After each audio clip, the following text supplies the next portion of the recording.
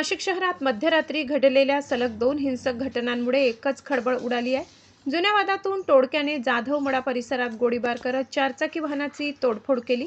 त्यानंतर त्याच टोळक्याने नाशिक रोड बसस्थानक परिसरात एका युवकावर कोयत्याने प्राणघातक हल्ला करत हवेत गोळीबार केल्याची धक्कादायक घटना घडली।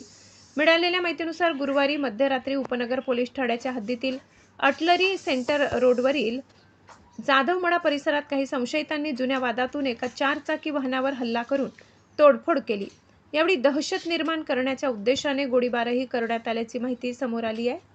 तसेच सूत्रांनी दिलेल्या माहितीनुसार हेच टोळके नाशिक रोड बसस्थानक परिसरात पोहोचले। तेथे एका युवकाला अडवून त्याच्यावर कोयत्याने प्राणघातक हल्ला करण्यात आलाय। हल्ल्यानंतर आरोपींनी हवेत गोळीबार करत परिसरात दहशत निर्माण केली आणि चारचाकी वाहनातून पळ काढला।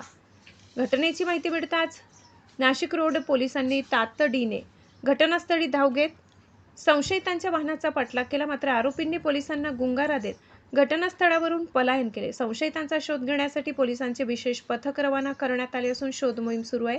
घटनेचे गांभीर्य लक्षात घेऊन आज सकाळी सहाय्यक पोलीस आयुक्त अद्विका शिंदे आणि उपनगर पोलीस ठाण्याचे वरिष्ठ पोलीस निरीक्षक जयंत शिरसाठ यांनी जाधव मळा परिसरातील घटनास्थळी भेट देत पाहणी केली आणि अधिकाऱ्यांकडून घटनेची सविस्तर माहिती घेतली। या हल्ल्यामागील नेमके कारण आणि सहभागी आरोपींची संख्या याबाबत पोलिसांकडून तपास सुरू असून लवकरच आरोपींना अटक करण्यात येईल असा विश्वास पोलिसांनी व्यक्त केला आहे। नाशिक रोड प्रतिनिधी दिनेश पगारे।